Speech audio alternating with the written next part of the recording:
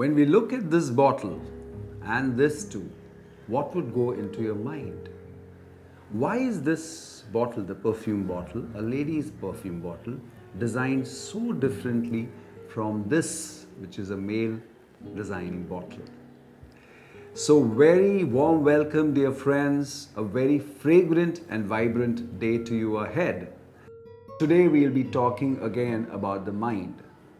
In the last few videos, we talked about the ego play and how the mind can be harnessed. Now today we'll talk about one more part about the mind. When we talk about this part of the mind, we're talking about the mind as the brain. And what is the most important thing that the brain does as everybody perceives? Thinking. Today we're going to talk about a type of thinking, a pattern of thinking which involves feeling and emotions. You may find it funny, how strange. How can mind think? How can the brain feel? The feeling and the process of emoting is rested with the heart. This is what poets say, isn't it? A number of devices, a number of consumer good items like greeting cards always talk about heart being the center of love, emotion, feelings. Let me shatter a few myths. Let the heart do just the job of pumping the blood. The actual centers of emotion again lie in the brain. Near the pre-cortex, there is a tiny almond-shaped organ called amygdala, which is supposed to have evolved much before the cerebrum and the actual brain might have evolved. So to say that our emotional patterns were set by the brain much before its ability to think, analyze, and logically think about processes. So today we are going to say if the brain is going to has the centers of emoting and feeling, it also has the centers of logical thinking and analysis. In short, thinking, analysis, logic, as well as emotion and feeling cannot be kept disjoint from each other. They are done together. It is this core that is used in this process of thinking. Yes, friends, this pattern of thinking is called design thinking, wherein a particular goods provider or services provider or a particular company creates something with the end user in mind. As a simple definition, he puts himself in the shoes of the end user, of the consumer, and then produces goods. Now, lest you think that it is catering to the silly whims and fancies of the consumer, it is not so.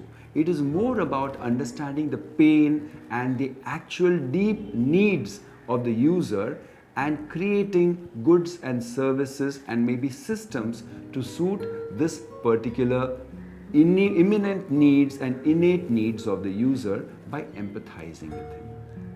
Coming back to this bottle, say the bottle which is a lady's perfume here. Why is this designed this way? It's definitely smaller, it has got more vibrant colors, there is a hue of colors. Apparently, is it just because of aesthetics or is there some functional utility? Yes, definitely it's prettier, as you see.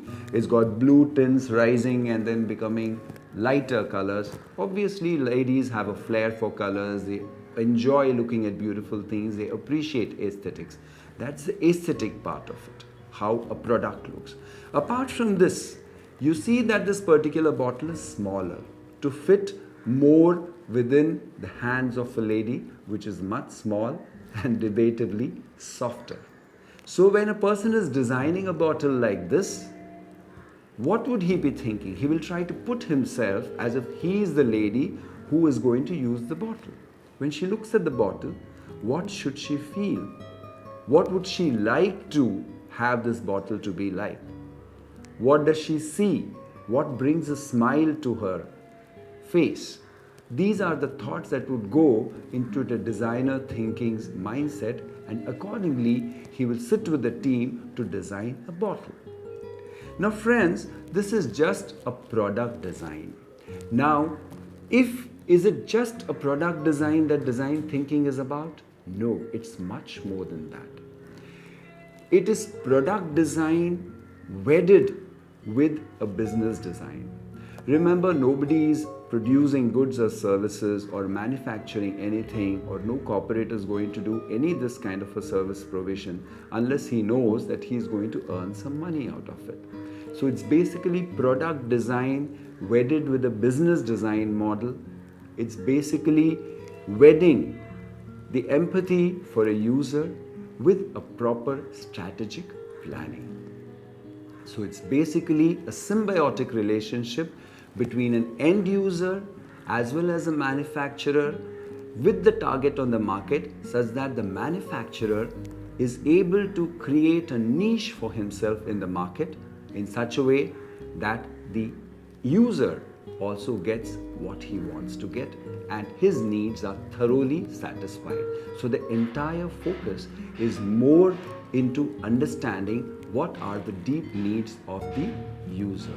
This is what goes into design thinking. It is design thinking that must have led to the invention of the design of the first airport system, or the first lounge system, or the airport seating system, or more seriously the first tent that could have been introduced into the coronary artery to beat any kind of a block of the coronary, maybe as an alternative to a bypass surgery.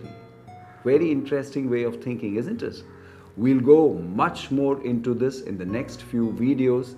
Till then, stay blessed. Have a wonderful day ahead.